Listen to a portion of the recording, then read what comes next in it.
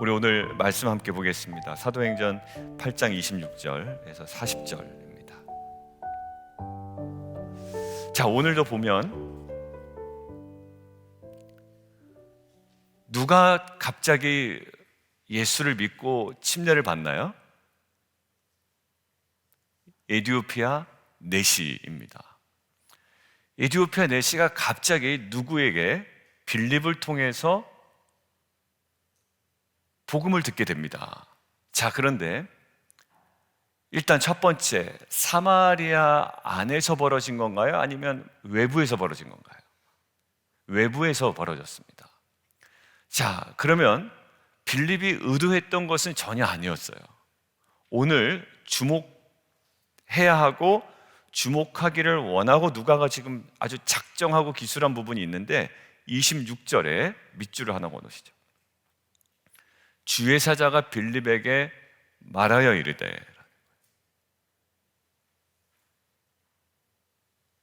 자, 그러면 그에 상응하는 다른 표현이 어디 있을까요?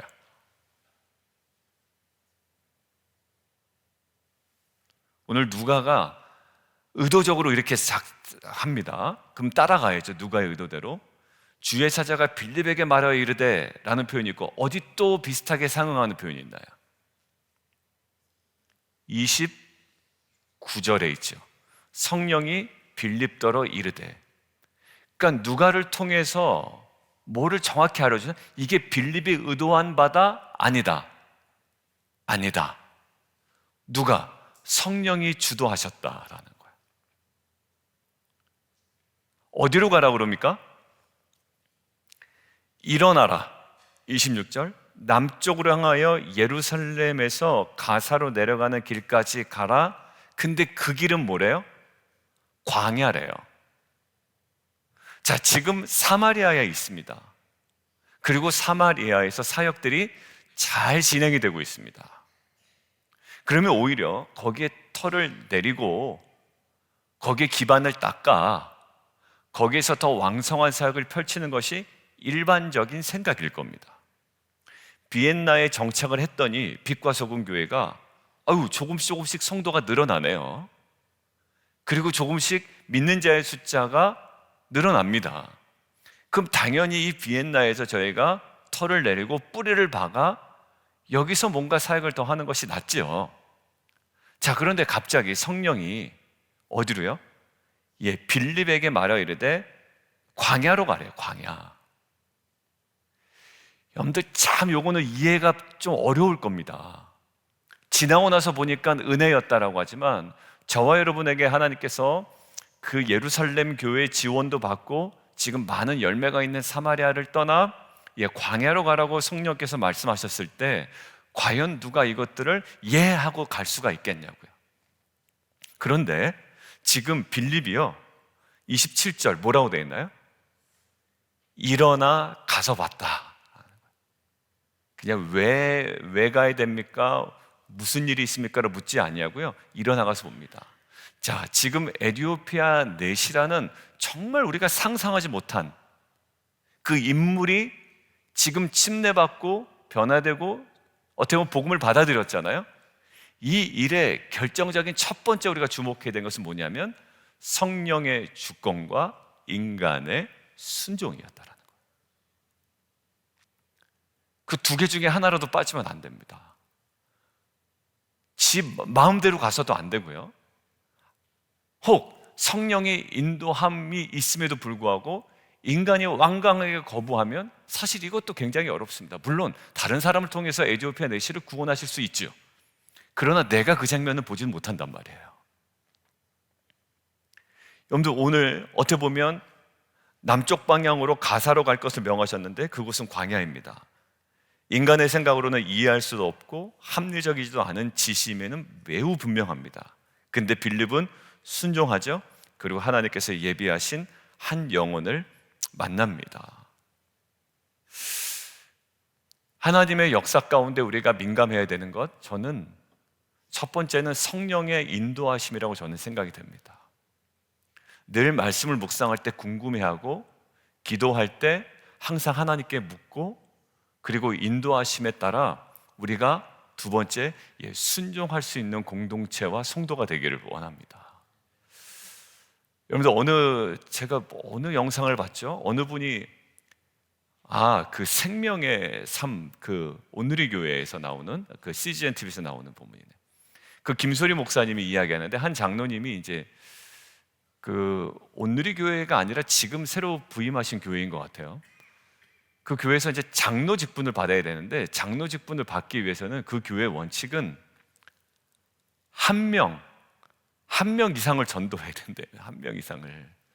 왜냐하면 영혼 구원에 대한 어떤 간절함도 없고 시도도 없고 열매도 없는 사람이 장로가 되면 안 된다라는 아마 교회에 방침이 있었던 것 같아요. 그러니까 이제 분이 한 분도 전도를 못 해가지고 이제 그냥 기도하고 그냥 나갔다는 거예요. 근데 누구를 만났냐면 이제 미용실에 가서 머리를 자르다가 이제 혹시 예수를 믿냐고 이제 물어본 거예요. 근데 이제 그분이 교회를 다니지 않고 뭐 그랬던 이야기를 하시더라고요. 여러분, 때를 어떤지 못 어떤지 우리의 감당해야 될 것들은 전하는 사역인데요. 사실 그 중에 우리가 막 나갈 수도 있습니다. 무턱대고. 그런데 사실 우리에게 부담 주시는 그 만남과 이해할 수 없는 그 행보를 주실 때가 있어요. 광야? 누가 있어요? 근데 거기 가보니까 누가 있나요? 에티오피아 내시가 마차에서 뭘 보고 있단 말이에요. 저는 그래서 우리 창세기 묵상할 때 한 번 우리가 함께 나눈 적이 있습니다. 믿는 자의 행보에는 뭐가 있다? 하나님의 구속사가 있다. 그때 이야기 나눴습니다. 믿는 자의 행보에는 하나님의 구속사가 있다. 왜 그런가요? 창세기에 아브라함을 본토 친척 아비의 집에서 떠나게 하시죠. 무슨 눈에 보이는 행보가 시작이 됩니다. 근데 그 떠나게 하실 때 하나님의 목적은 뭐였나요? 내가 너로 큰 민족을 이루기 위해서 떵떵거리고 살게 하겠다가 아니라 모든 열방이 너와 내 자손을 통하여 복을 받게 하겠다라는 뭐가 있습니까? 구속사가 있죠. 그리고 이스라엘 민족이 출애굽을 합니다. 그리고 약속의 땅으로 가죠. 그들의 행보 속에 뭐가 있나요? 가나안에 만연한 우상과 이방신, 그 땅 가운데 뭘 하기 위함? 하나님의 구원을 선포하기 위함, 그리고 무너진 그 땅 가운데 예배를 회복하기 위함이에요. 그러니까 결국 우리의 믿음의 사람의 행보 속에는 반드시 뭐가 있다? 하나님의 구속의 역사가 있다라는 거예요. 여러분들, 결국 저와 여러분 가운데 사는 거 바쁩니다. 그리고 재미난 일도 참 많죠. 그렇지만 빛과 소금으로서 살아가는 저와 여러분에게 성령의 민감한 인도하심과 그리고 그 인도하심을 분별하여 빌립 집사에게 보였던 이 정말 귀한 순종을 통해 하나님의 나라가 2023년 복음과 하나님의 나라가 확장되어지는 귀한 은혜가 있기를 주님의 이름으로 축원드립니다. 자, 이 에티오피아 내시가 정말 뜬금없이 주님을 영접하는 데 있었던 한 가지 요소, 하나의 그 묶여있는 요소가 뭐였죠? 성령님의 주권과 인간의 순종이었습니다. 자, 두 번째 뭘까요? 십자가입니다. 십자가예요. 우리들은 밥 사주면 믿을 것 같아요, 그죠? 그런데 그것도 참 중요한 수단입니다. 자기 것 전혀 쓰지 않으려고 두 손을 꽉 쥐고 있는 것보단 베풀고 나누는 것이 훨씬 도움이 됩니다. 그런데 오늘 본문은 거기를 주목하지 않고요. 어디를 주목하나요? 자, 32절입니다. 읽는 성경 구절은 이것이니, 그러면서 어디 본문이 나옵니까? 이사야서 본문이 나옵니다. 근데 이 사람이 얼마나 열정이 있었냐면 지금 어디에서 수레를 타고 선지자 이사야의 글을 읽더라. 28절이에요. 28절.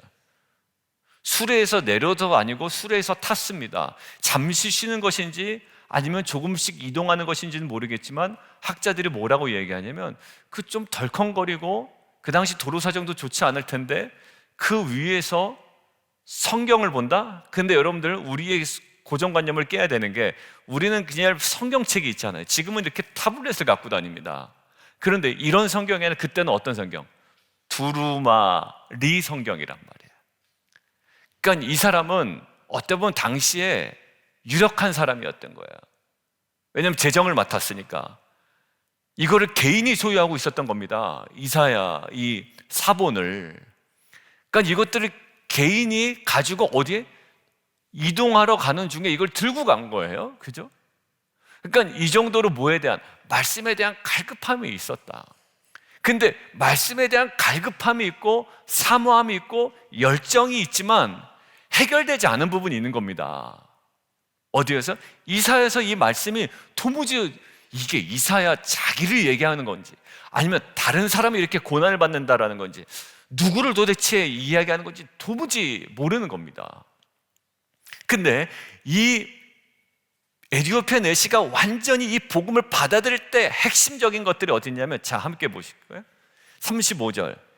빌립이 입을 열어 이 글에서 시작하여 누구를 가리켜? 예수를 가르쳐 복음을 전했다라는 거야. 그러니까 결국 이 복음을 받아들이고 이 사람이 한 사람이 완전 회심하는데 결국 뭡니까? 해결되지 않았던 뭐가 해결되는 거죠? 십자가가 해결이 되는 거예요. 여러분들, 유대인들은 지금도 이사야서 52장 53장을 읽습니까? 안 읽습니까? 잘 안 읽습니다. 그들이 회당에서 모여서 항상 선지서를 읽는 그 분량이 있단 말이에요. 그 분량 중에 뭐를 빼놓습니까? 이사야서 52장 53장을 빼놓습니다. 왜 빼놓을까요? 도무지 이것이 메시아라고 인정이 안 되는 겁니다. 여러분들, 우리 교회 나오면 여러분들 사업이 진짜 잘 됩니다. 대박 납니다. 희망을 가집시오. 소망입니다. 하나님 항상 기쁨입니다. 우리에게는 정말 긍정할 수 있는 힘이 있습니다라는 메시지로 따지면 여러분들 누가 나빠하겠어요? 누가 그것들을 싫어하겠냐고요? 여러분들 자녀가 좋은 대학교 간다는데, 그리고 뭐 하든지 만사형통한다는데 누가 이거를 싫다고 하겠습니까? 그런데 유대인에게는 뭐라고요? 거리끼는 것이 되고요, 이 이방인에게는 미련한 것이 된다고요. 여러분들, 이게 예수님을 인격적으로 받아들인다는 것은 뭘까요? 결국 십자가입니다. 그리고 이것이 우리에게 뭐가 된다? 본이 된다. 그래서 베드로전서 2장 21절, 이것이 너에게 그 자취를 따라오게 하려 하셨다. 그래서 복음서에는 우리에게 뭐라고 얘기하나요? 예수님이 진정한 제자가 되려면 너희는 날마다 자기를 부인하고 자기 십자가를 지고 따라와야 된다. 예수님 십자가 다 돌아가셔서 우리는 아무것도 할 거 없는데 왜 자꾸 그런 얘기가 나오죠? 왜냐하면 진정한 빛과 소금과 성도의 삶은 주님께서 보이신 그 삶을 그대로 쫓아가는 삶이기 때문이에요. 여러분들, 이 십자가 복음이 이해되지 않으면 세상 가운데 정말로 우리의 마음을 사고 우리의 마음을 뺏어갈 요인들이 너무나도 많습니다. 오늘 이 에티오피아에서 온 넷이 원래 유대인이었는지 아니면 정말 이방인인지 모르겠지만 이 넷이가 한 사람이 완전히 돌아서게 되는데 결정적인 요소 뭐였습니까? 십자가였어요. 저는 이 십자가 복음이 우리 모든 사랑하는 성도들과 또 앞으로 새로 오실 모든 우리 새가족이든 새신자든 신앙생활을 과거에 했건 안 했건 간에 이 정말 어찌 보면 가치관의 혼돈 속에 살아가는, 지금 마치 창세기 천지창조 직전에 흑암과 혼돈이 막 정신없었던 것처럼 어찌 보면 이게 좋아, 주식이 이게 맞아, 이 땅이야 저 땅이야, 이 투자가 맞다, 뭐 여러 가지 세속적인 문화와 그런 메시지에 굉장히 피곤하게 살아가는 우리들에게 정말로 명쾌한 십자가의 복음이 정말 선명하게 날마다 드러나고, 이 땅 가운데 어떠한 유혹이 있더라도 이 십자가의 복음대로 내가 살아가겠습니다 라고 우리가 결단하고 나아가는 저 여러분 되기를 주님의 이름으로 축원합니다. 뭐 조금 적당한 건 안 돼요. 이것은 아주 생생하게 살아있지 않으면 안 되는 겁니다. 우리의 마음을 그냥 위로하는 정도의 복음이 아니라 이 땅 가운데 승리하게 하는 복음이 바로 십자가의 복음인 줄 믿습니다.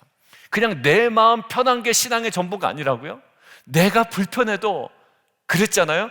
우리가 그 사도행전 볼 때 아주 거스르는 일이 있다고. 예수를 거슬러서 행한 행동이 있지만 이것이 결국 어디에 있다? 하나님의 능력과 주권 아래에 있다. 이것이 어디서 역전이 벌어졌다고요? 십자가. 거기서도 십자가. 헤롯과 빌라도가 예수를 거슬러서 하는 행동이라고요. 뭐? 십자가에 못 박는 것이. 그런데 그것이 하나님의 능력이 되었고 하나님의 주권 아래에 있는 예비하신 일이었다라는 거예요. 그러니까 어디서만 해결되냐면 우리가 당하는 고난도 어려움도 어디서만 해결됩니까? 누가 나에게 목돈을 줘서 해결되는 것이 아니라 십자가의 복음에서만 해결되는 줄 믿습니다. 이 에티오피아 내시가 진정으로 주 앞에 돌아올 때의 핵심적인 사항이 이 십자가의 복음이었던 것처럼 저와 여러분에게, 특별히 백경 집사님도 굉장히 힘들죠.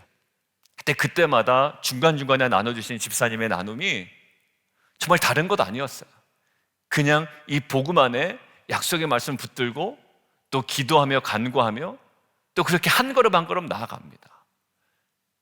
저는 확신하건대 지금 어제 이제 내일 본문에 있는 로마서의 내용인데 지금 우리가 당하는 이 고난은 장차올 영광과 전혀 비교할 수 없다는 걸 저는 확신합니다. 이 고난이 너무 커 보이지만 장차올 영광하고는 비교할 수가 없는 거예요. 여러분들 십자가 죽음이 너무 비참해 보이지만 그 뒤에 우리에게 주어진 구원과 이 생명이라는 것은 비교할 수 없는 거였지 않습니까? 저는 이 땅을 살아가는 성도가 살아가야 되는 것이 바로 이 십자가 복음에 대한 확신인 줄 믿습니다. 여러분들 힘들어하는 표정 보여요. 성도님들 가끔 보면, 성도 집사님들 보면. 왜 힘드냐면 복음 때문에 힘든 게 아니라 상황 때문에 힘듭니다. 쟤보다 좀 더 못 가진 것 같고 갑자기 저 자녀 잘 됐다는 소리 들으니까 이쪽 얼굴 표정이 탁 변해요. 우리 자녀는 아직까지도 그냥. 여러분들 비교 우위에서 좋아하다가 비교 우위에서 또 떨어지고 자녀 때문에 불안불안해하는 겁니다. 여러분들 괜찮아요. 내 마음대로 안 되는 것보다 더 중요한 건 우리 자녀가 십자가 복음을 전혀 이해하지 못하고 살아가는 것이 더 불안해하는 거예요. 그런데 우리가 정말 우리 자녀들도 많이 나와 있지만 이 온전한 이 십자가의 복음을 그들이 어떤 상황에 있든지 간에 그들을 완전히 다시 살리고 그들을 온전하게 하시는 이 복음으로 완전히 우리 자녀들이 붙들림 받기를 원합니다. 여러분들 자녀 중에 교회에 자꾸 주일에 안 나오는 자녀 있으면 혼내세요. 이제 여러분들 혼내시고, 여러분들 이거 나중에 하나님 앞에 가서 무슨 소리 들으려고 그래. 혼내시고 나오게 하시고. 여러분들 그거 그냥 자녀 눈치 보지 마세요. 그런 거 제발. 그런 얘기 하시더라고요. 목회자 자녀인데 저한테 뭐라고 얘기하냐면 아버지가 목회자였어요. 근데 그분이 저한테 얘기하시더라고요. 지금은 저희 교회를 떠났습니다. 그런데 저희 교회 그런 방식이 싫었던 모양이에요. 그래서 아마 떠난 것 같아요. 그분이 이렇게 얘기하더라고요. 나는 절대로 자녀한테 신앙 강요 안 하겠습니다. 이렇게 얘기하더라고요. 그럼 저는 똑같이 얘기해주고 싶었어요. 절대 공부도 강요하지 말고 걔가 뭘 하든지 아무 얘기하지 말아라. 그 소리가 막 입 밖으로만 나오고 싶었어요. 여러분들 성경은 우리에게 얘기합니다. 뭐라고요? 주의 훈계와 주의 교양과 훈계로 양육하라고 얘기합니다. 여러분들 이거는 불순종이에요.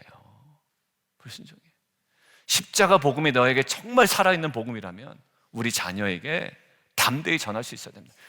사마리아 그 에티오피아 내시에게 전하기 전에 저는요 이 사건이 저는 끙끙 헤매는 우리 자녀들에게 먼저 일어났으면 좋겠어요. 왜? 십자가 복음이 모르니까 이게 헤매는 거 아니에요. 지금 그 에티오피아 내시가. 그러니까 얘가 이렇게 해야지 엄마가 좋아할까? 저렇게 해야지 우리 아빠가 좋아할까? 이렇게 해야지 쟤네들한테 인정받을까? 이렇게 해야지 내가 따돌림 받지 않을까?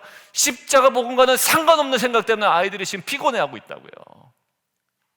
그러니까 지금 어찌 보면 술에 앉아서 세상으로 가는 광야에 있는 우리 자녀들과 같아요. 뭔가 사모함은 있고 교회 공동체 안에 있지만 뭔가 해결되지 않는 그 아이들에게 정말 이 온전한 복음이 전해짐을 통해 뭐가 임합니까? 기쁨이 임하죠. 내가 침례를 받지 못할 것이 무엇이 있겠느냐? 물이 있는데. 여러분들 이 기쁨이 임합니다. 우리 자녀들에게 그러한 기쁨이 임하기를 원해요. 여러분들 이번 28일부터 30일까지 수련회가 있습니다. 가서 뭘 해야 될까요? 재밌게 놀다 오면 되나요? 아, 우리 교회는 뭔가 이렇게 화끈하다, 이거 보여주면 됩니까? 예, 물론 재밌게 놀다 와야 돼요. 재밌는 프로그램도 있어야 됩니다. 가서 뭐 하루 종일 말씀만 볼 수는 없어요. 그렇지만 확실한 건 이 복음이 선명하게 아이들에게 들려지기를 원합니다. 근데 걱정 안 하는 게 뭐냐면, 옛날에 저희도 그랬으니까, 그죠? 저희도 그랬어요. 고등학교 때 맨날 어느 교회 여자애가 제일 많냐, 뭐 이거 얘기하고 있고. 저는 그랬습니다. 저는 그래서 그렇지만 그것 때문에 교회 옮기기도 뭐하고, 왜 우리 교회는 이렇게 예쁜 자매님들이 안 올까, 뭐 이야기도 하고. 그럼에도 불구하고 나중에 또 시간 지나보면 결국 하나님께서 그 세밀하게 만나주시잖아요. 근데 저희 누님의 기도가 있었고, 지금 몸이 아파서 그러시지만 누님의 기도가 있었고, 저희 어머니의 기도가 있었고, 누군가의 기도가 있었고, 애씀이 있었고, 수고가 있었고, 지금 빌립 집사의 순종이 있었던 거예요. 여러분들, 이것에 부르심을 받은 저와 여러분이 정말 빛과 소금, 그냥 이제 그대로 살아가는 거예요. 그리고 우리 가운데 내일마다 선명해지는 이 복음이, 십자가 복음이 우리 자녀들에게도 정말 능력이 되기를 주님의 이름으로 축원드립니다. 우리 함께 좀 기도하겠습니다. 오늘 에티오피아 넷이 뜬금없이 갑자기 빌립 집사 가서 이 사람 완전 기쁨이 임하죠. 39절, 둘이 물에서 올라올 때 주의 영이 빌립을 이끌어가고요, 넷이는 기쁘게 그를 갔다라고요. 이런 일이 도대체 어떻게 벌어졌습니까? 첫 번째 요소, 하나로 묶인 세트, 성령의 주권과 인간의 순종이었어요. 뭐 가고 싶어서 광야 간 것도 아닙니다. 이상하게 가라고 하시는 거예요. 왜 가지? 믿음의 사람의 행보 속에는 하나님의 구원의 역사가 반드시 있습니다. 아브라함이 그랬고, 또 모세가 그랬고, 이스라엘 백성, 출애굽한 이스라엘 백성의 걸음이 그랬습니다. 광야예요. 아무도 없는데 한 사람이 있네요. 그 한 사람을 위한 마음을 깨닫기 시작합니다. 두 번째요, 어디서 꽉 막혀 있나요? 에티오피아 내시가. 사모함도 있고, 뭐 두루마리도 있고, 열정도 있는 것 같아요. 막 술에 위에서 막 이것들을 봅니다. 근데 해결되지 않은 마지막 단추가 뭐냐? 십자가였어요. 왜? 그 고난이 이사야 자기인지, 아니 본인인지, 다른 사람 이야기하는 것인지 도무지 이해가 안 되는 거예요. 기존의 방식으로는, 구약의 방식으로는, 유대인의 방식으로는, 그리고 이방인의 방식으로는 너무 미련해 보이고, 유대인의 방식으로는 너무 거리껴 보이고. 그런데 이 부분이 해결되니 에티오피아 내시에게 기쁨이 옵니다. 이 두 가지 요소, 성령의 주권과 인간의 순종, 그리고 두 번째, 이 십자가의 온전한 복음이 우리 안에 다시 한번 역동적인, 다시 한번 회복되는 은혜가 있기를 원합니다. 그래서 우리 안에 정말 선명한 복음으로 이 땅을 살아가는 공동체 되게 도와주시고, 정말로 세상의 메시지와 주위 환경 때문에 끙끙 앓고 있는 우리 자녀들에게 함께 수레에 올라가 십자가 복음을 온전히 전함으로 말미암아 이제 세상의 메시지로부터 자유함을 얻고 세상 가운데 담대하게 빛과 소금으로 살아가는 우리 귀한 자녀들 되게 도와주시옵소서. 우리 주님 이름 우리 한 번 부르고 또 수련의 기간 동안에 그러한 복음이 선포되게 도와주십시오. 우리 자녀들이 주님을 깊이 만나는 은혜의 역사 있게 하여 주시옵소서. 우리 주님 이름 세 번 부르고 함께 기도합니다. 주여, 주여, 주여.